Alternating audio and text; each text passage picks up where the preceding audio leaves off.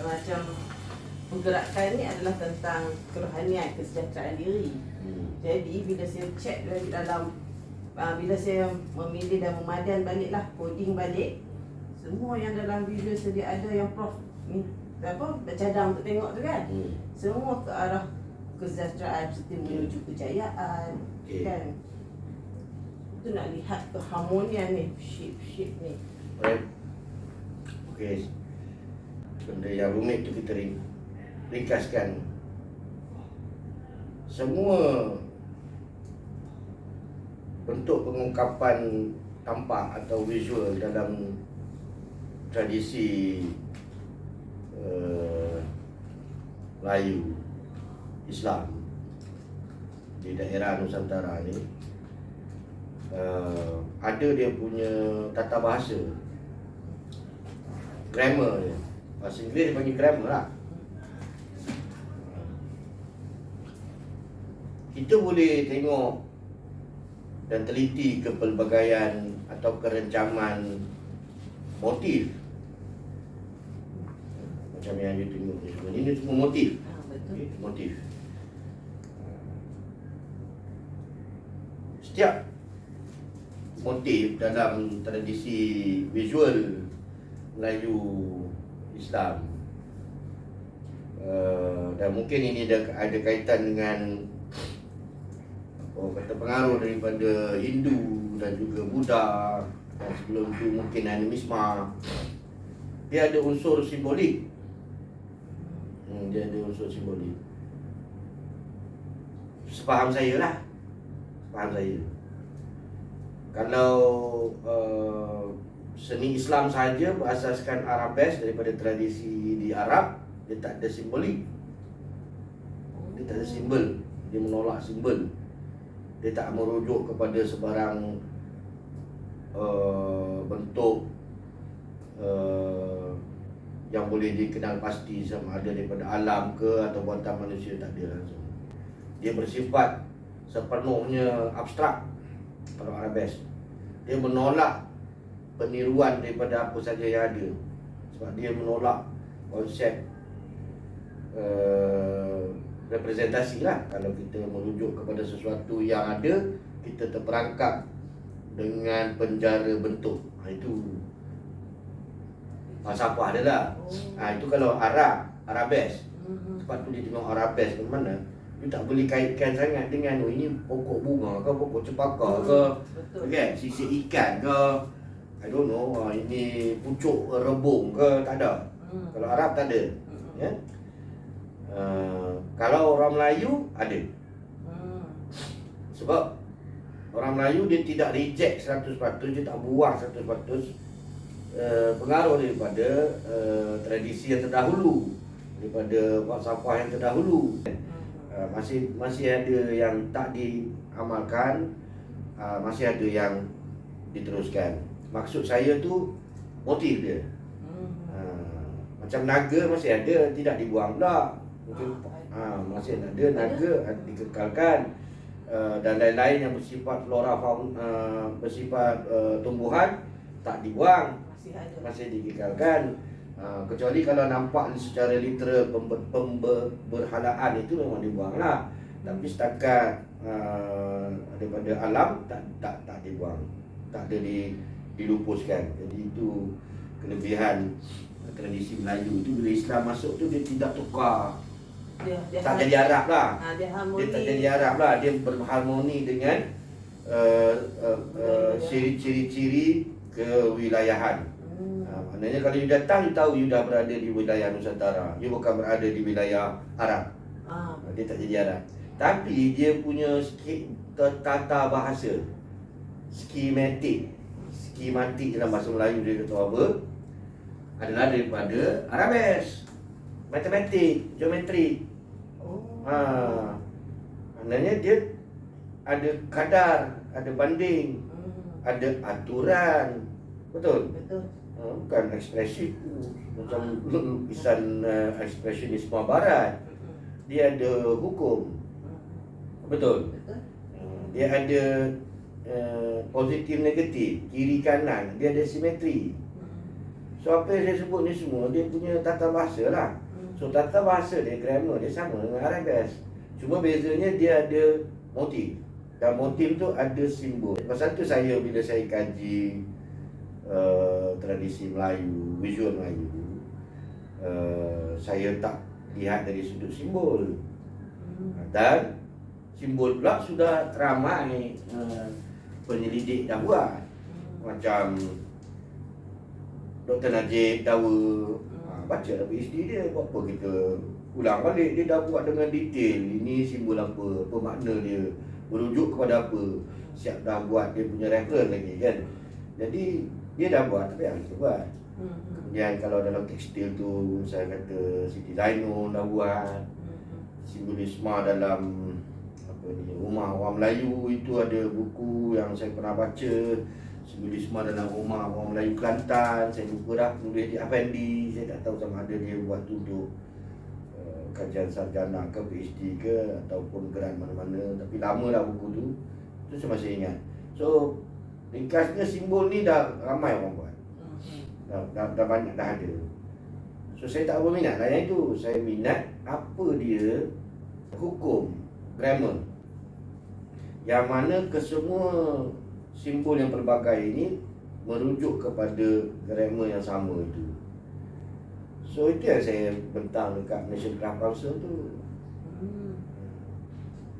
Jadi apabila saya bentang apa-apa, tengoklah, tak payah saya udang.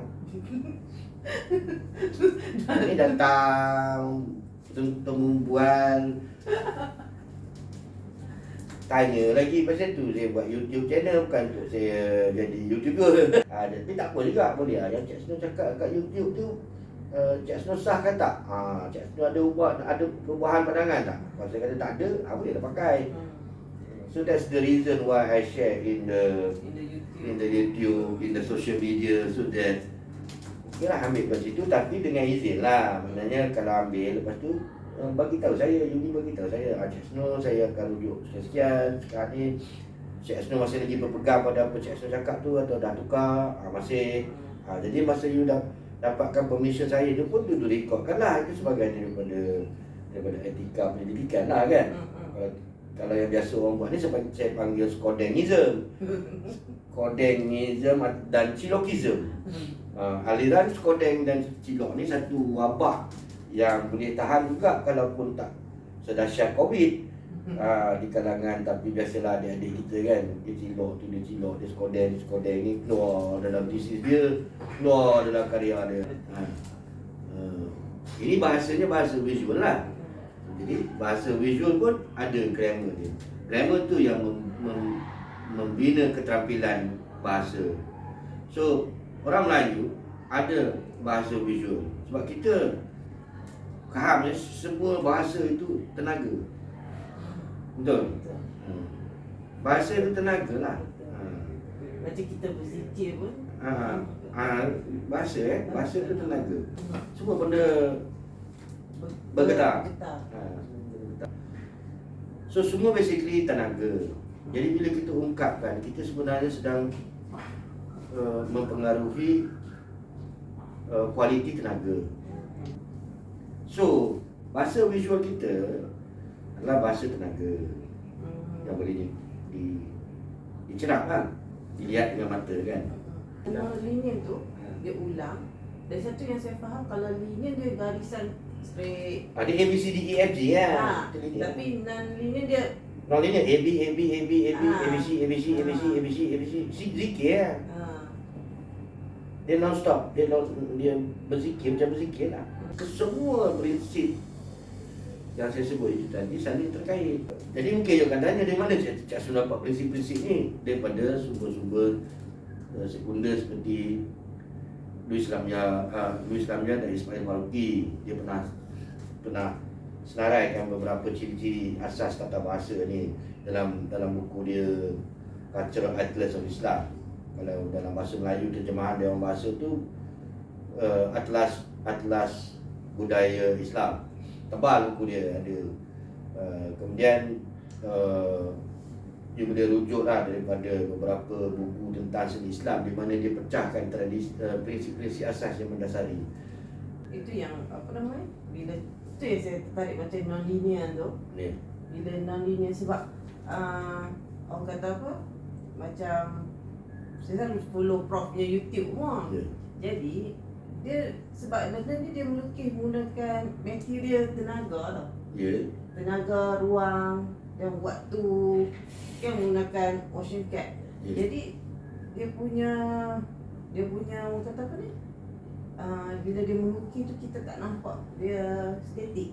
In what way that movement relates to non-linearity? Ada movement, apa beza antara movement yang linear dengan movement yang non-linearity? Saya bagi contoh. Katalah saya buat satu persembahan. Persembahan tu mengambil masa 5 minit. Kan? Kamu penonton.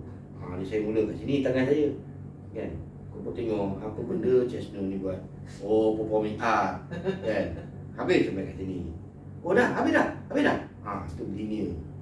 Itu linear. Kalau saya mula kat sini, tapi saya sampai balik kat tempat yang saya mula, itu non-linear. Oh, dia point yang sama. You start balik from point yang sama. Oh. Itu non-linear lah. Okay. Kembali bermula daripada satu titik, kembali kepada titik yang sama. So saya tanya kamu, itu kamu bila kau dengar tu, ada tak ungkapan yang macam tu? Ustaz, sebab lupa tak ada. Innalillahi wa inna ilaihi raji'un. Saya bukan Ustaz Idrus. Saya matlok kan. Saya rocker kan. Jadi itu yang Dari Tuhan kita datang, dari Tuhan kita kembali. Ya, belagak. Betul? Betul. Jadi dia ulang lagi sekali. Dari Tuhan kita datang, dari Tuhan kita kembali. itu yang Prof kaitkan dalam yang satu dalam Ui, complicated kan? tak simple yang apa nama ni? Dalam talk yang hari tu Prof share tu kan? Yang emptiness tu itulah. Okey. Itu lain. Itu semua terkait. Dia tak boleh kata ini lain. Everything itu ini yang saya masukkan ke saling terkaitan. Dia tak boleh separate ni kat sini. Kalau dalam konteks mechanical dan scientific, itu yang masalah dengan benda-benda terlalu scientific ni. Dia compartmentalize kan? Compartmentalize sampai yang ini tak kenal yang ini pun tak tahu yang ini kan. Dalam sistem yang saya sebut yang fitrah ni, everything is interconnected. Macam you punya, again, our body lah. Our body, you cannot solve problem tentang bahagian ini without implicating the other part of the body. You betulkan kat sini, you akan sebab dia ada saraf dia. Dia ada saraf dia. Dan kita ada internet. Satu is a blood system, satu is nerve system. Everything is interconnected. Ini terkait dengan epistemologi lah, cara kita melihat ilmu. Satu bentuk cara melihat ilmu terpisah. Itu daripada barat. Panjang ceritanya. Tapi kalau kita lihat dari sudut epistemologi Islam, dia tak macam itu. Semua benda terkait, semua bersumberkan satu. Dia mesti balik kepada tauhid. Dia tak boleh lari. Tak boleh lari dari situ. Everything is interconnected kerana sumbernya Satu. kalau sumbernya banyak sangat, memanglah dia berserabut. Dia sama dengan falsafah ni lah. Falsafah lampu gerakan ni. Dia selalu bagi tak dalam setiap perkata dia ada cakap dia meletak diri dan diri, kiam diri. Dia kiam tu memang dia apa pun pergerakan kita bukan kita daripada Allah. Maknanya memang apa yang Prof cakap tu really interconnected dengan apa. Of course lah, mestilah dia takkan lari lah. Sebab ni silat kan, silat Melayu kan. Dia tata bahasa dia sama. Kemudian satu asas yang sama, falsafah dia bukan saja you mungkin boleh sebut falsafah sebab you nak dapat doktor falsafah. Jadi you sebut falsafah. Okay, boleh sedap sikit lah. Elok lah, layak lah dapat doktor falsafah. Dia lebih kepada satu cara kita hidup. The way we state of beingness dia bagi. State of beingness ni keberadaan kita kan. Our way of life. Cara kita carry our life. Our way of life tu maksud dia state of our beingness lah. State of our beingness ni kita punya mental state, emotional state. Itu yang penting dulu. Then of course manifested through our physical state. Correct? Betul? Betul. All these five senses. complementary kepada satu pembentukan beingness, so that kita punya mental state, emotional state, physical state ngam apa? Bersatu. Menjadi bersatu. Dia tak emosi kata gini, minda kata gini, badan kata gini. Dah semua jadi satu. So sejahtera lah. Ini dia asal jadi sejahtera. Sejahtera ini the nine untuk kita sampai kepada ketauhidan itu kan. So asas dia semua sekali, this way of life, this system of beingness, this satu guideline, satu apa kata rujukan, panduan untuk memandu keadaan minda dan emosi dan fizikal kita ini, akhirnya apa dipanggil, submit, menyerahkan kita kepada sumber yang satu. Betul tak? So semua tu kena sampai kepada Tuhan, kepada Allah. Betul. Kalau tak, dia tak jadi lah. Dia macam terbatal lah dia punya sistem tu. Dia tak akan datang sejahtera juga in the long term. Dia sejahtera dia macam studio sejahtera yang nampak macam sejahtera tapi bukan. Nampak je dalam Instagram sejahtera tapi bukan, no, kan? Itulah dia kot kan. So faham kan? Faham tak? Itu lebih kurang, bukan kata aku pandai.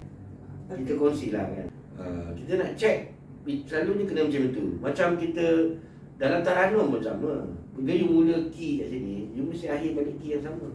You mula a'udzubillahi minasyaitonirrajim. You tak boleh sadaqallah you key lain. Sadaqallahul azim. Dah lain tak key dia. Itu larilah. Oh, Dia masuk a'udzubillahi minasyaitonirrajim. Sadaqallahul azim. You balik pada lagu yang pertama tu.